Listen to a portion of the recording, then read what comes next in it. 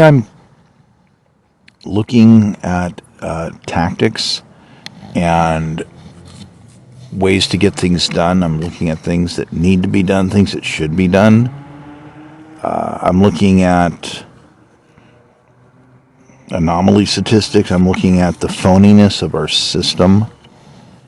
I'm looking at the understanding of the weaponization of government, judicial forces, and other things.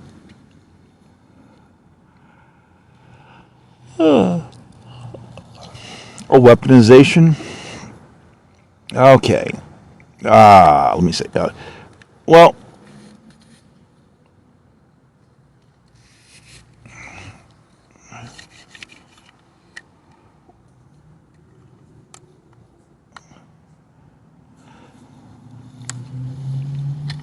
Well, yeah, Trump has a lot of apparent knowledge, but that's scripted.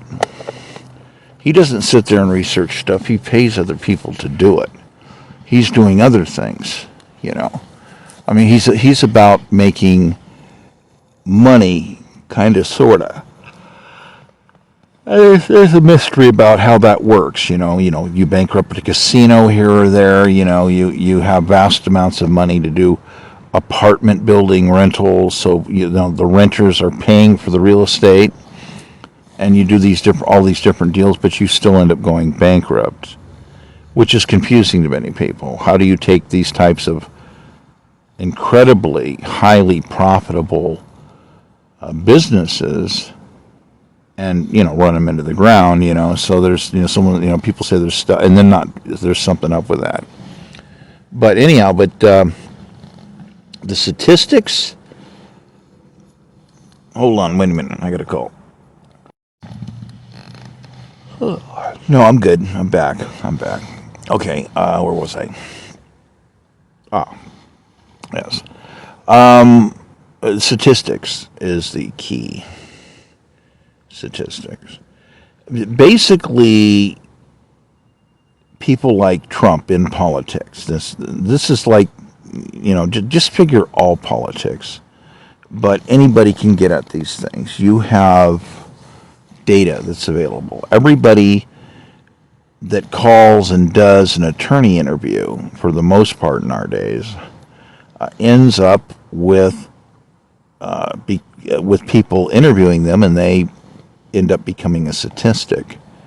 So, you may have noticed that you hear certain people in politics that might do things like talk about weaponization and how the system's all weaponized and it's all corrupt and all this other stuff, and then talk about different things that have happened to people. But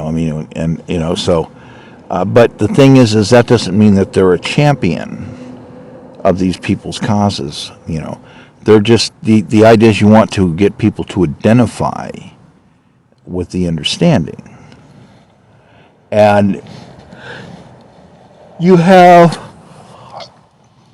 professionals that sit there typing into computers to see where the anomalies are. And there's lots of them, because you have, a complexity of things happening in government. And you have all these different opinions about, there's all this government's been added and added and added. But then you'll have other people saying, no, they've dramatically reduced the number of, like, FBI agents or this or that, and IRS agents and all this other stuff. And you have all these other people say, well, things are more complicated, there's more paperwork that has to be done, that there's a lot more stuff that just has to be investigated. And it requires more professional people. So, I can tell you firsthand, there's a lot of these empty buildings that are surplus, that end up surplus, that are big, huge government buildings, where they used to have, federal employees and whatnot, FBI, different kind of stuff, agencies. But basically, you have different types of statistics. So let's say that you have people that are saying that they don't want more government, so they choke off government from having enough personnel. When they need more personnel to get certain things done, they choke them off. And then the jobs sometimes get more and more complicated, like there's more and more paperwork that somehow gets invented, more and more requirements. It gets more complicated, therefore you have these cycles that go back and forth. So then people are bogged down, and then somebody comes up with maybe some new way of doing a kind of efficiency, and then efficiency increases, workloads go up per person, that's an increased efficiency, and this can end up going back and forth and floating around. But the complexities of all this leave areas where you could cover stuff in a brushstroke, but then it doesn't sound right because you're not putting the evidence out on the table. And that a lot of people they're science-based. They want to see, well, what's the evidence?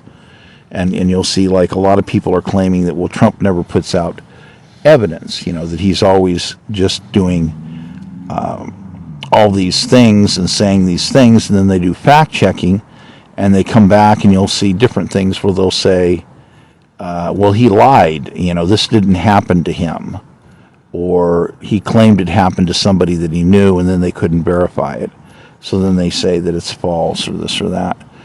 But the statistics come from someplace. So you can have a lot of different ways you can look at these realities. And if you have a partial reality that says that 80% of the justice system is basically in a form of collapse, because what it used to do prior to Trump versus Trump era, and then into the post-Trump era, and now we're going back in. We're going into the overtime Trump era stuff.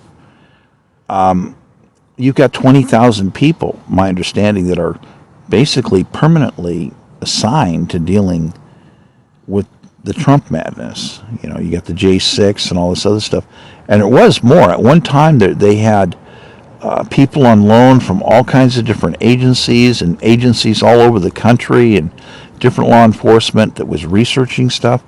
And I heard estimates 78 to 80,000 people at max time. I don't know if that's true. I mean, I can't verify 80,000. Are you ready to go verify whether there's 80,000 actual people? Just to verify. Let's just blow that money. But in reality, the consistency of the statistics does indicate 20,000. So the 20,000 would seem to be accurate. Then you hear all of this bitching about weaponization, which is not a new thing. People have been saying that the government is trying to keep everybody down since the late 60s, And I mean, I used to have a lot of different friends here and there that have either gravitated away, or I think some of them died. And basically they would have that attitude of the government is keeping everybody down, and they're attacking and they're weaponizing. The government is weaponized against people. They're only interested in investigating crimes that citizens have done, and not crimes that have been done by government employees or leaders. And you might notice that usually there's a balance to the number of cases of Republicans versus Democrats, although you have fluctuations sometimes. I mean, sometimes certain people do a whopper. It's like, oh, you did that. Oh, you were caught red-handed. There's a tape of that. Ooh. Somebody filed a civil, and so, then you end up where you have an imbalance again. But the justice system doesn't want to seem like it's discriminating, so that means that the only way that you can actually make things look like it's an even playing field is if you're going to manipulate the statistics in a negative manner, which means you're going to reject some cases. That's how that works. There's anomaly statistics are something that people look at and they'll say, how come more black people get arrested? How come more black people are involved in shootings? How come more black people are murdered? How come more black people are caught murdering people? So all these different statistics and categories of stuff where they have different stuff, and the you have oppression statistics and whatnot. I think the current oppression statistic is Hawaiians. It might be last time I read a thing one time. It was amazing. It's like there was more harassment on Hawaiians than anybody else. It was like really a weird report. Now, I didn't have enough time to really read all of it, but it seemed to be tracking. But anyhow, so you have, yes, I know that this is a long-winded answer. I know this. Yeah, but you asked. So I'm going to tell you. So you get the answer. So basically, you have, you actually do have, I have firsthand, experience. There's a lot of blacklisting that goes on. There's a lot of stuff that's wrong with the government. And of course, there's lots of reasons why there's stuff wrong with the government. Because why? Well, it's full of people. It's full of human beings. And human beings have flaws. This happens, So you can't hire millions and millions of people and then not have people do something illegal, statistically, not, so basically, if I say that that in reality that the communication system of government has broke down, that they followed suit, and their phone systems do not follow any form of logical manning. It's a problem. This is a problem. And part of the problem for this is insurrection. You have people that end up catching people committing crime on the phone. People call in and say, hey, look, this is what happened. And you have FBI people that hang up the phone or say, oh, well, mail us a letter and we'll review it in 3 to 6 weeks and decide then whether we want to pursue it. And you have people that are like, but you don't understand. This is an active item that has to be pursued now. Like for, take some of my case stuff, for instance. Somebody robs an archive and it's like, I don't know how much has been immediately taken. I've got a raw idea. So you call them up and say, yeah, tens of millions of dollars in archive material is definitely missing. Pertains to national security, pertains to elections, pertains to court research, case research, all kinds of stuff. And they're like, we don't care. In a nutshell, we don't care. And it's like, well, wait a minute, this doesn't make any sense. This is an immediate rollout. So, in other words, what these people just did is commit a major felony on the phone. You said national security is violated. The proof's right here. You need to roll out. Come out, take some photographs, do some fingerprints. Let's get this investigation underway. And by the way, several items obviously can be selected as evidence. Look at the damage to this, put it in the bag, put a tag on it, and you've got evidence.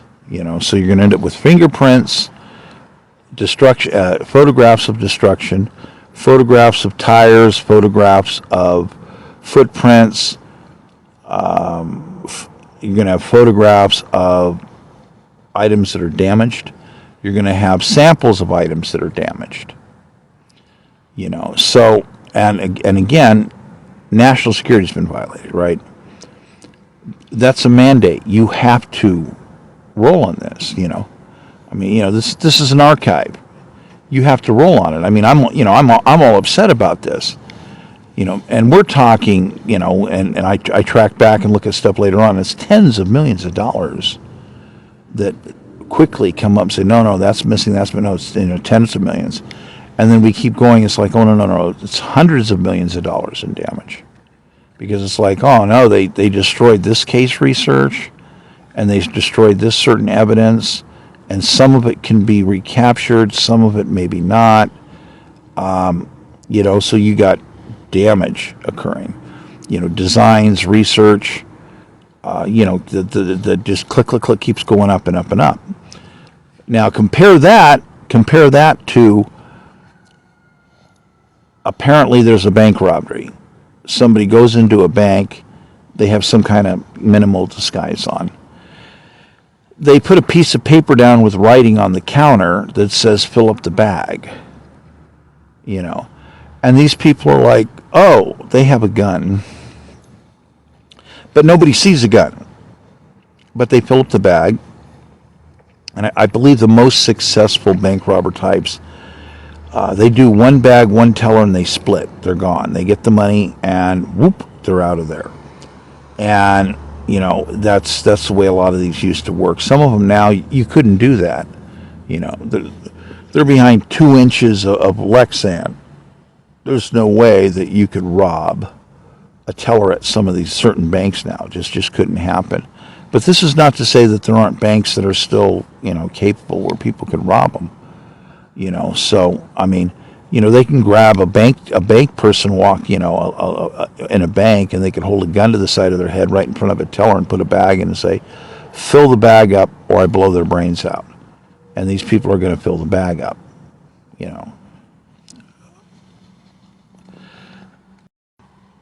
But still, essentially, here's what happens. The call comes in. Yes, there was bank got robbed. They show up. There's no witnesses that saw a gun. They have tape of the individual. They can see put a piece of paper down on the counter. The teller says, yeah, it said fill the bag up. And then they quickly left, and that's it. It's over with. So by the time the FBI gets the word on it, local law enforcement is already rolling. But FBI is going to show up anyhow. It's a bank robbery. So you end up maybe having like upwards of 28 locals and like 4 to 7 FBI agents, that are basically going to verify things. They're just going to do the deal that way. And so it's immediately rolled on. Now, if you add up the money and you say, wow, it's $300 per man hour, that's three, it's for, so you sit there and go, the 28 guys were there for, some were less, some were more, some were there for an hour, and then the second hour there was only like 6 or 7, but then the FBI is there for an hour. So you add all this up, and it's like this vast sum of money. It's like, wow, they're spending $25,000, $30,000 investigating a bank robbery where the theft was only like $20,000, $30,000. So they're immediately spending as much money or more than what was just stolen. Keep this in mind. But compared to my situations, national security is violated. Vast sums of money and damage have been done, and they don't want to roll on it. And they ask questions, and all of a sudden they're convinced. Oh no! Oh, that sounds like. Oh, how dare you try to gather evidence against our man Trump? Click, hang up the phone, and it's like, well, what's up with this? What is up with this policy of people putting strange politics, procedurals in the way, in other words, if there is a problem, you have to address it properly. In other words, like with me, so here you have a huge breakdown. Dereliction of duty. You read the Constitution articles. It's mandatory to protect archives. It's mandatory to protect national security. It's mandatory to protect candidates. So immediately when you have the FBI or Justice Department not roll out to these situations where they can immediately take photographs, get samples, open up Ziploc bags, put samples in, tie it up, put a tag on it, get the photographs, get fingerprints. It's all right there, and they don't want to roll on it.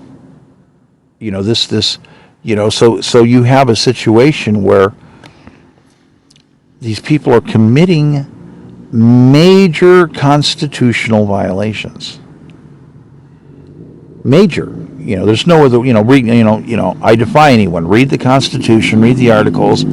After what you just heard me say. Yeah.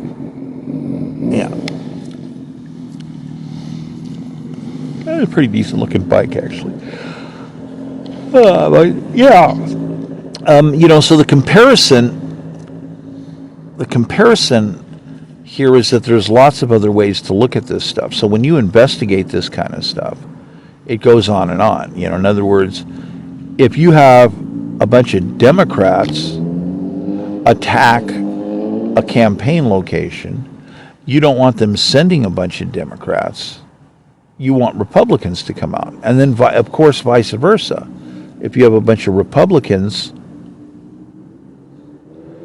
attacking a Democratic headquarters, you want Democrats to come out. So now you have people say, oh, well, that would be biased. No, wrong. Oh, yeah, it's biased. You're being biased. No, wrong. That's the reverse. It's the reverse, You don't call up the wolf, you don't call up the Wolf's Lodge and say, hey, we had some wolves come out here and do the deal. We need you guys to come down here and take a report. You don't do that. There's no logic in that. The logic is statistically that these people will screw up, that statistically they will give a poor performance. Now, granted, it's not an absolute. I mean, you've got a lot of people out there. You've got, there's a bunch of examples out there. You got Robert Mueller, Republican, straight ethics. You got a bunch of different FBI guys in the news, arresting maybe Congress people, sometimes senators. And the reality is that it's basically these people committed crimes, and you do have agents that they're pure ethics. So you do have Democrats that will arrest Democrats, So you have a lot of these, different things where it's actually works the way it's supposed to work, but the reality is it's not working the way it's supposed to work. And a lot of people in government are not being upfront about that. So you end up with all these statistics. So back to statistics. So when you have the Justice Department screw up and people are like, I don't believe they just did that.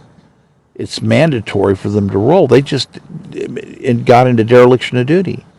They're facing possible treason charges, possible death penalty. We're in an insurrection. And, so now you have, no matter what the crime is, you have people that end up calling attorneys. I want an opinion on this. So what usually happens is the way things work now is for some reason you can't get directly through to the right kind of attorneys. Advertising's a huge bait and switch. People are paying money. You have internet marketing and algorithms get in the way so that all of a sudden people are encouraged, or in some cases forced, to go to a sponsored connection because that's all that's there. It's weird. So now you're having people that what they're actually doing is they're a case mill, they're just there's just a mill to, it's like a boiler room, do you know what a boiler? Okay, good, okay, yeah.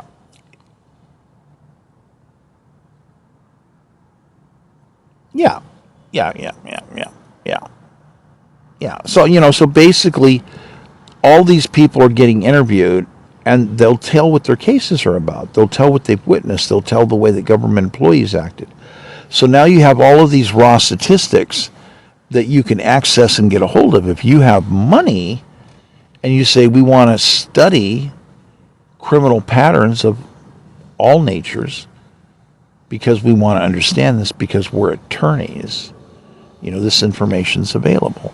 So this is how you end up with people getting a hold of, using money to get a hold of this data and figure out even the local demographics, but definitely statewide and national demographics of what's happening. So if you know what those statistics are, when you realize that there are areas where 8 out of 10 people that are entitled to immediate emergency federal agent assistance, justice assistance, as an immediate rollout, and they don't get it, then this is, attorneys are looking at this. They're going, these people's civil rights are being violated. The Constitution's being violated. These statistics keep growing and growing and growing. So somebody could sit there, like with now you could use language models that have a bunch of agents in them and say, I need you to make a list of these statistics. I mean, that's what some of these things do. Before it was done certain ways, there were certain other ways, and it was you typed in certain things, and it would search certain labeling. But of course, certain other data, personalized information, is basically kept out. So this is how you can have politicians run all around the country and constantly whine about how corrupt the government is, because they have endless material that's actually real. So if you look at the deeper look, in other words, and say, gee, you don't need to know the exact person's identity, but that might help. But if you know what's going on regionally, regional demographics, then you can talk about the anomaly factors where people are getting screwed around. And I've seen Trump do it a lot. He does it a lot. So he does these generalizations, and then says, "Well, come on, yeah, we all know it's true. You all know it's true, right? I mean, you got a friend, somebody, ask around. Tell a friend. You seen that happen? Tell a friend about it. So now all these people are exchanging information.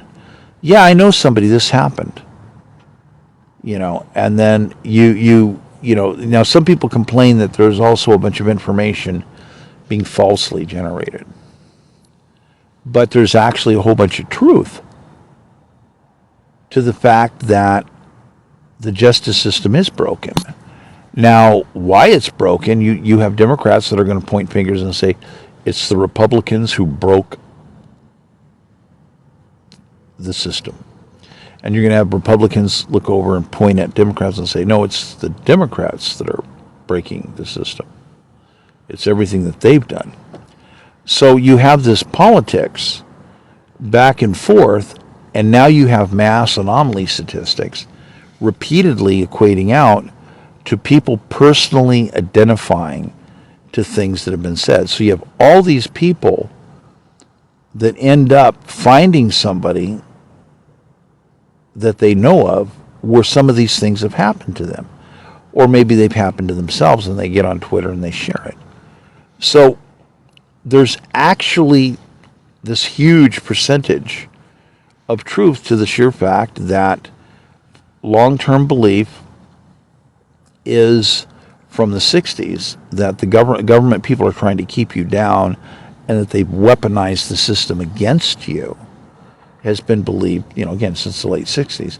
But we also have the statistical evidence of raw statistics that show that that's exactly what's happening. So this is how you have people, again, gaining ground. They're around, well, it's true. That's true. Ask around. But the thing is it's like, like with me, when I stand up and people go, oh, you're an election denier. I'm like, what?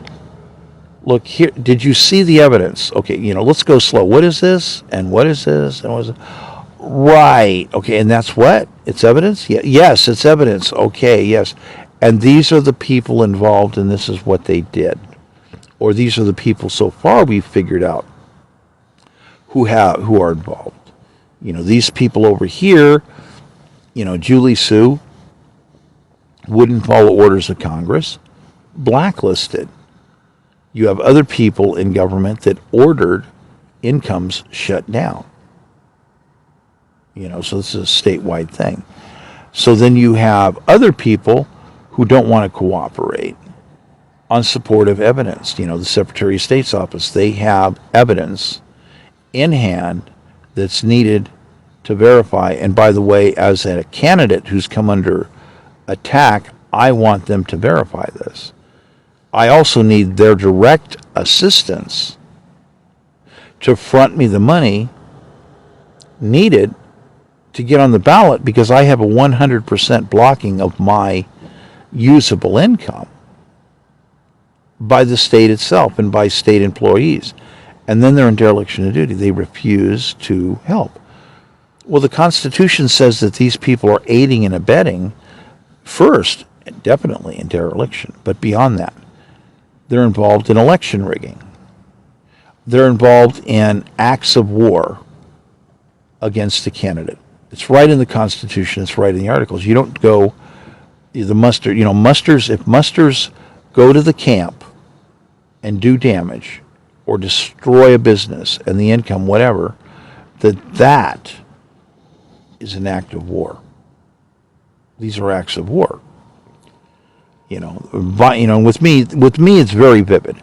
It's very vivid. Here's a bunch of samples of violence. Look at all this extreme violence. Undeniable. It's been on the web for, last couple of years. Undeniable. And then when I put these things back out, here it is, someone's listening to this, and here it is, it's right here. There's evidence all along the way. It's undeniable. I got people shooting at me and everything. So you have these people that are saying, you're election denier. And I'm saying, well, no, that's not the case. I have lots of evidence of what these people have done, what they've involved themselves in, their derelictions of duty or whatever their participation is, blacklisting or whatever. And it's definitive. It's definitive evidence. So it says, but you're still election. No, I'm not an election desire. Let me help explain this to you. I want my votes. You understand? I'm not supporting anybody else on this deal. I want my votes. Why? I'm a candidate. I want my votes. You can't shut down a candidate's income.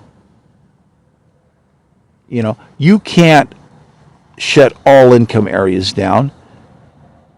Stay-at-home orders, lockdown orders, and then end up causing so many problems that it's causing an entire fleet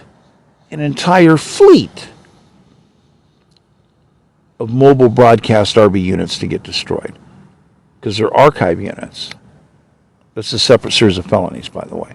So it's probably, you got a candidate series of felonies.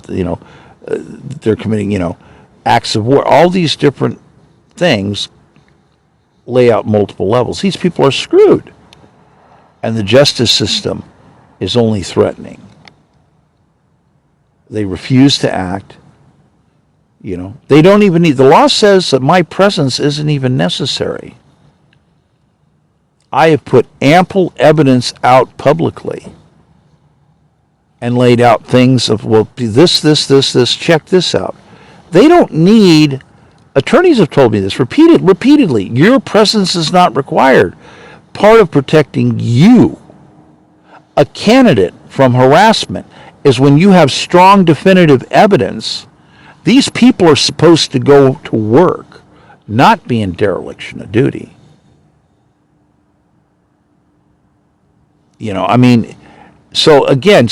There's this huge evidence that's going out again and again and again. So you get to this point where you end up having all these witnesses that have seen this evidence. The media's got copies of the evidence. What is the media doing?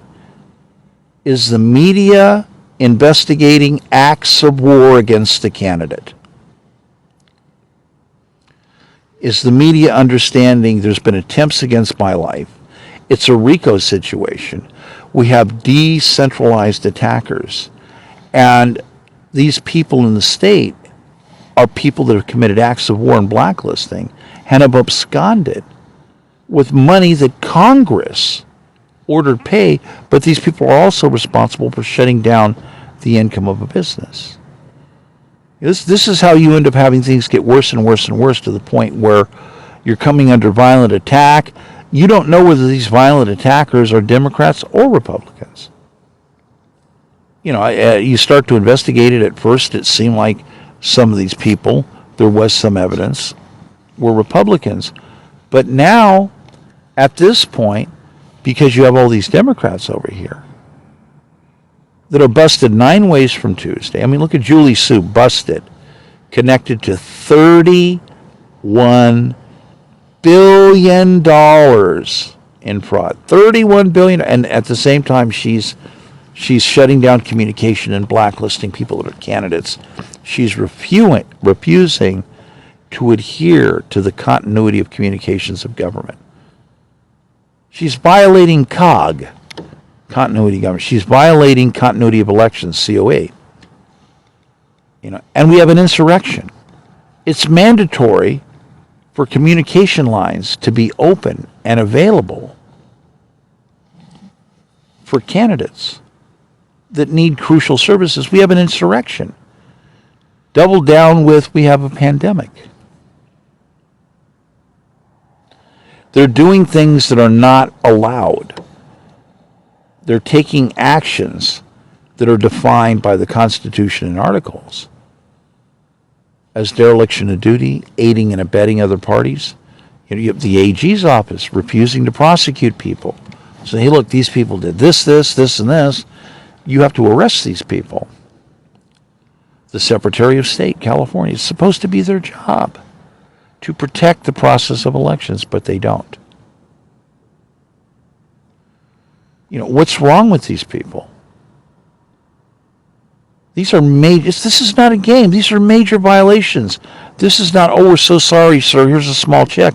This is, hi, how you doing? You're under arrest for aiding and abetting an attack on an archive. By the way, it's right here in the Constitution. Here, you read it, see it, right here, right here. Yeah, and it has mandatory death penalty charges. And they'll say stupid stuff. Like, well, there's no death penalty in California. You can't do that. And you have to explain to them, well, number one, what you're probably quoting is a finding by a judge that says that California can no longer do the death penalty. That's the one. What does it actually say?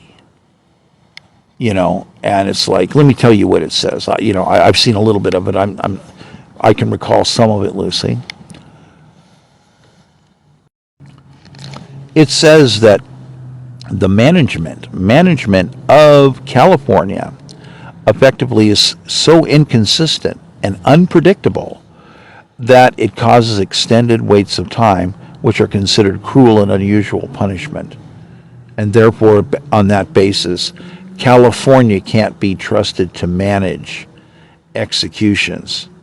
Therefore, they're canceling California's right to manage executions. So, see, here's the thing. This is what they're failing to understand. When it's not the jurisdiction solely of California, that ruling doesn't apply. Like if I go in and say, hi, how are you doing? This is my constitutional powers right here, presidential candidate panel. I can do seizure, arrests. Here, look it up yourself. You're supposed to be attorneys and smart people. Can never be removed from the books. There's good stuff here. And, I can do all kinds of neat stuff. Even says you can do torture. No, you can't do torture. The word torture is discussed as to among the items